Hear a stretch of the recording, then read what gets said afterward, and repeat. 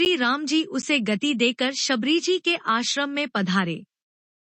शबरी जी ने श्री रामचंद्र जी को घर में आए देखा, तब मुनि मतंग जी के वचनों को याद करके उनका मन प्रसन्न हो गया।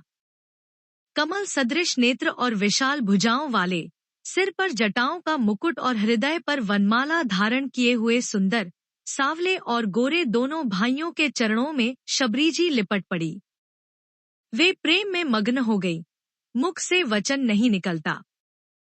बार बार चरण कमलों में सिर नवा रही हैं। फिर उन्होंने जल लेकर आदरपूर्वक दोनों भाइयों के चरण धोए और फिर उन्हें सुंदर आसनों पर बैठाया। उन्होंने अत्यंत रसीले और स्वादिष्ट कंद, मूल और फल लाकर श्री राम जी को दिए।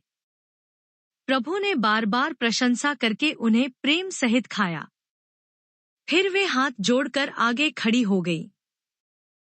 प्रभु को देखकर उनका प्रेम अत्यंत बढ़ गया।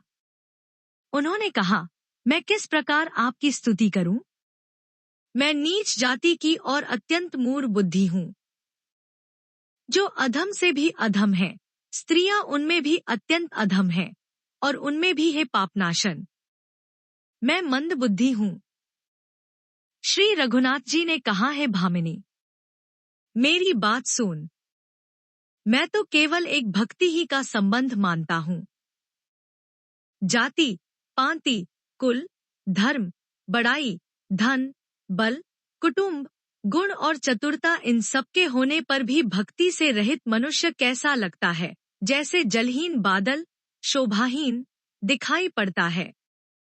मैं तुझसे अब अपनी नवधा भक्ति कहता हूं। तू सावधान होकर सुन और मन में धारण कर। पहली भक्ति है संतों का सत्संग। दूसरी भक्ति है मेरे कथा प्रसंग में प्रेम। तीसरी भक्ति है अभिमान रहित होकर गुरु के चरण कमलों की सेवा, और चौथी भक्ति यह है कि कपट छोड़कर मेरे गुण समूहों का गान करें।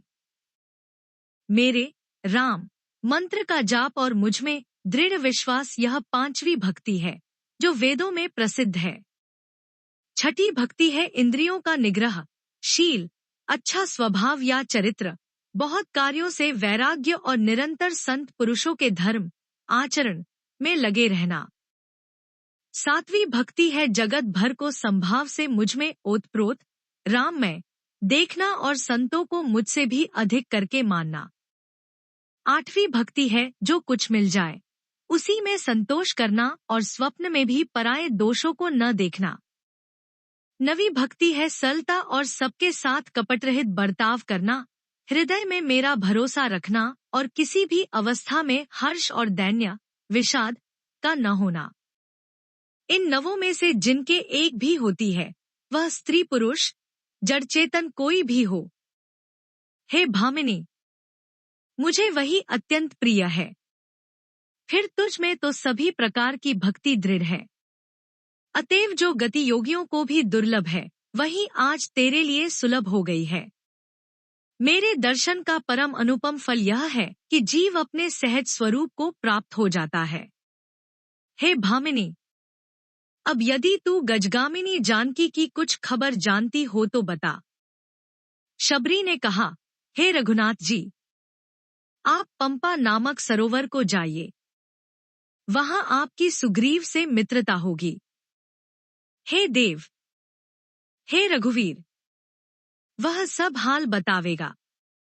हे धीर बुद्धि, आप सब जानते हुए भी मुझसे पूछते हैं। बार बार प्रभु के चरणों में सिर नवाकर प्रेम सहित उसने सब कथा सुनाई। सब कथा कहकर भगवान के मुख के दर्शन कर उनके चरण कमलों को धारण कर लिया और योगाग्नि से देह को त्याग कर जलाकर वह उस दुर्लभ हरिपद में लीन हो गई, जहां से लौटना नहीं होता।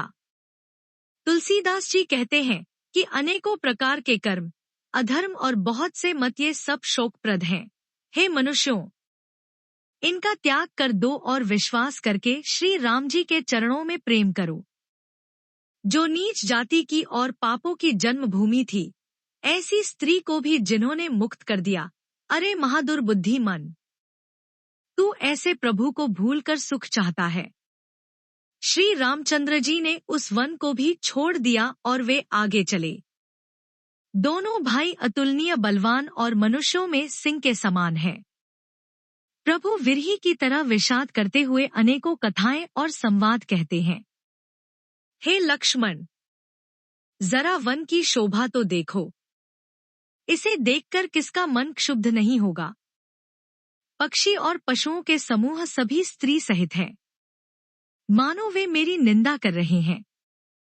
हमें देखकर जब डर के मारे हिरणों के झुंड भागने लगते हैं, तब हिरनियां उनसे कहती हैं, तुमको भय नहीं है। तुम तो साधारण हिरणों से पैदा हुए हो, अतः तुम आनंद करो। ये तो सोने का हिरन खोजने आए हैं। हाथी हथिनियों को साथ लगा लेते हैं। वे मानो मुझे शिक्षा देते हैं कि स्त्री को कभी अकेली नहीं छोड़ना चाहिए। भली भांति चिंतन किए हुए शास्त्र को भी बार बार देखते रहना चाहिए। अच्छी तरह सेवा किए हुए भी राजा को वश में नहीं समझना चाहिए।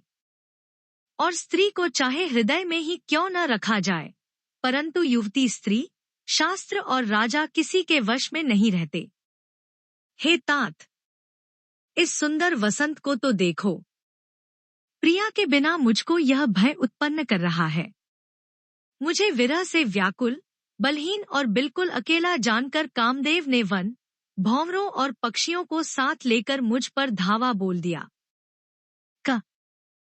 परंतु जब उसका दूत यह देख गया कि मैं भाई के साथ हूँ, अकेला नहीं हूँ, तब उसकी बात सुनकर कामदेव ने मानो सेना को रोककर डेरा डाल दिया है। अनेकों वृक्ष नाना प्रकार से फूले हुए हैं। मानो अलग अलग बाना, वर्दी धारण किए हुए बहुत से तीरंदाज हों। कहीं कहीं सुंदर वृक्ष शोभा दे रहे हैं। मानो योद्धा लोग अलग अलग होकर छावनी डाले हों। अनेकों वृक्ष नाना प्रकार से फूले हुए हैं। मानो अलग अलग बाना, वर्दी धारण किए हुए बहुत से तीरंदाज हों। कहीं कहीं सुंदर वृक्ष शोभा दे रहे हैं।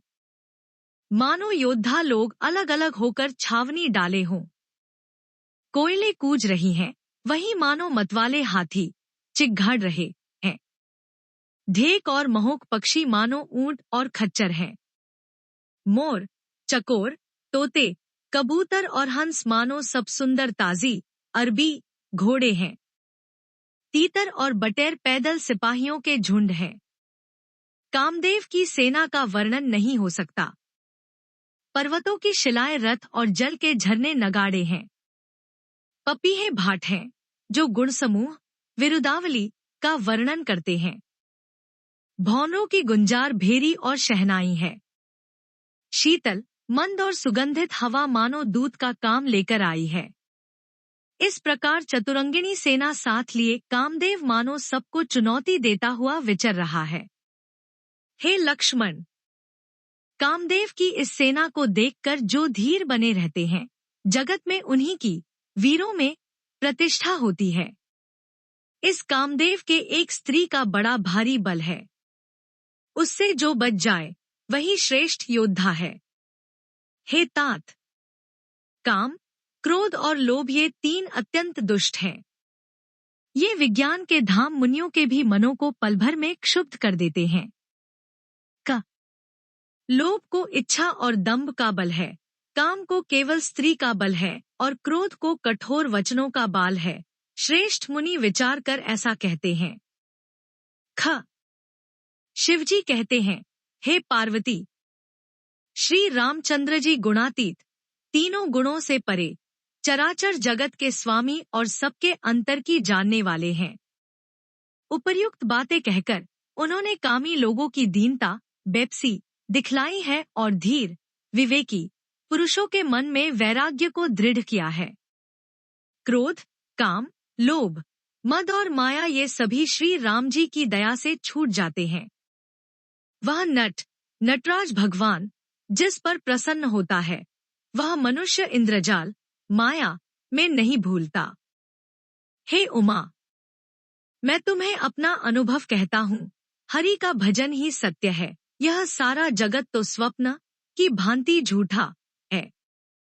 फिर प्रभु श्री राम जी पंपा नामक सुंदर और गहरे सरोवर के तीर पर गए। उसका जल संतों के हृदय जैसा निर्मल है। मन को हरने वाले सुंदर 4 घाट बंधे हुए हैं।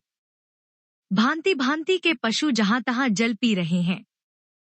मानो उदार दानी पुरुषों के घर याचकों की भीड़ लगी हो। भौरों की गुंजार भेरी और शहनाई है। शीतल, मंद और सुगंधित हवा मानो दूत का काम लेकर आई है। इस प्रकार चतुरंगिनी सेना साथ लिए कामदेव मानो सबको चुनौती देता हुआ विचर रहा है। घनी पुरैनों, कमल के पत्तों की आड़ में जल का जल्दी पता नहीं मिलता। जैसे माया से ढके रहने के कारण निर्गुण ब्रह्मा नहीं दिखता। उस सरोवर के अत्यंत अथाह जल में सब मछलियां सदा एक रस, एक समान सुखी रहती हैं। जैसे धर्मशील पुरुषों के सब दिन सुखपूर्वक बीतते हैं।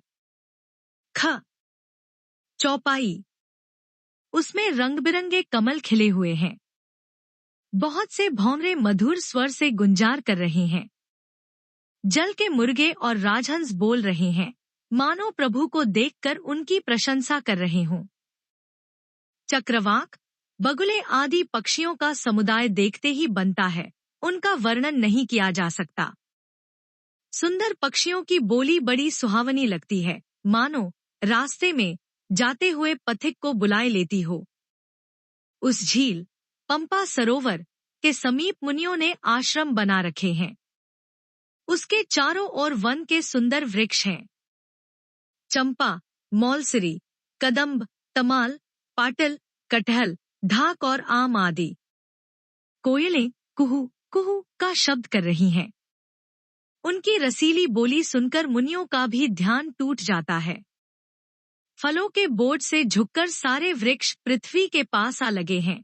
जैसे परोपकारी पुरुष बड़ी संपत्ति पाकर विनय से झुक जाते हैं। राम जी ने अत्यंत सुंदर तालाब देखकर स्नान किया और परम सुख पाया।